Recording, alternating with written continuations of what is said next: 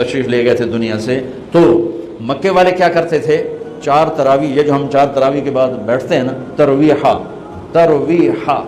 آرام کرنا، تراویح کا نام بعد میں پڑا، اس کا صحابہ کے دور میں اس کا نام ہے قیام اللیل، قیام رات کا قیام، جیسے حرم میں آخری 10 دن میں ہوتا ہے قیام اللیل، تراویح اس کا نام پڑا بعد میں۔ اللہ کے نبی کے بعد مکے والوں نے کیا کیا کہ وہ 4 تراویح پڑھتے تھے اور پھر ایک طواف کرتے تھے،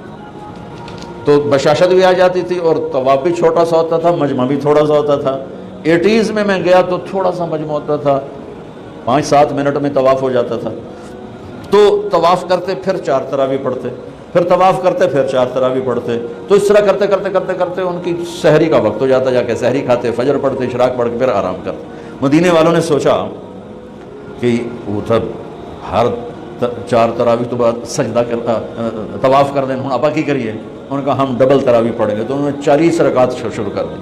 تو رات کی نماز میں کوئی ایسی پابندی نہیں کہ اس کے اوپر نہیں پڑھ سکتے، قیام اللیل مثنا و مثنا، رات کی نماز 2 رکعت ہے، اور جب ختم کرنا چاہو تو ایک وتر کے ساتھ اسے ختم کر دو۔ تو مدینے والے 40 تراویح پڑھتے تھے۔ شیخ عطیہ سالم رحمۃ اللہ علیہ مدینہ کے بہت بڑی ہستی تھے، اور ان کا مسجد نبوی کے اندر درس ہوتا تھا، اور مجھے ان سے فائدہ اٹھانے کا موقع ملا کہ میں جب حج پہ جاتا تھا پہلے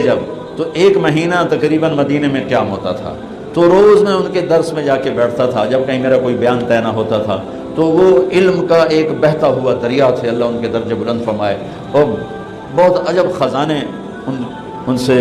ملے جھولی بھرنے کے لیے۔ انہوں نے کتاب لکھی ہے صلاۃ التراویح، تراویح کی نماز، کس بات پہ لکھی ہے؟ فرمانے لگے کہ میں دیکھتا ہوں 8 تراویح پڑھنے کے بعد بہت سے لوگ پیچھے جا کے بیٹھ جاتے ہیں، اور یہ نادان لوگ ہیں جو 8 تراویح پڑھ کے اور پیچھے جا کے بیٹھ جاتے ہیں، میں ان کے لیے یہ کتاب لکھ رہا ہوں کہ بے شک یہ بھی روایت ہے 8 تراویح کی اور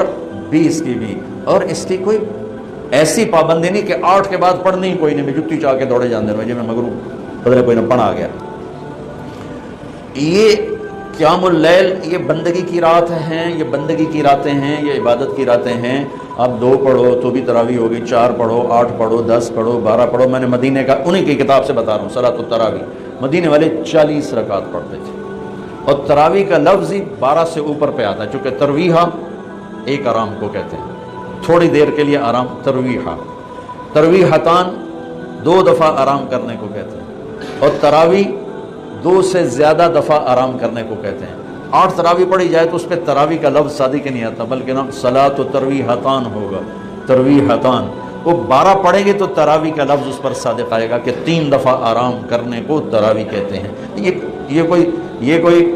مطلب ہے کہ میں کوئی مناظرہ نہیں کر رہا ہوں، نہ ہی میری عادت ہے مناظرہ کرنے کی، لیکن جو 8 تراویح کو کہتے ہیں بس اس سے اوپر پڑھنی نہیں، ان کو یہ بتا رہا ہوں کہ اپنا نقصان نہ کرو۔ تراویح کی نماز ہو رہی 20 پڑھو، تم نے گھر جا کے کرنا کیا ہے؟ صرف اوپر کے آدھا گھنٹہ اوپر لگ جاتا ہے اور آدھے گھنٹے میں ساری نماز نمٹ جاتی ہے، لیکن آپ کو ملتا کیا ہے؟ ہر سجدے کے بدلے 1500 نیکی، کیوں ضائع کرتے؟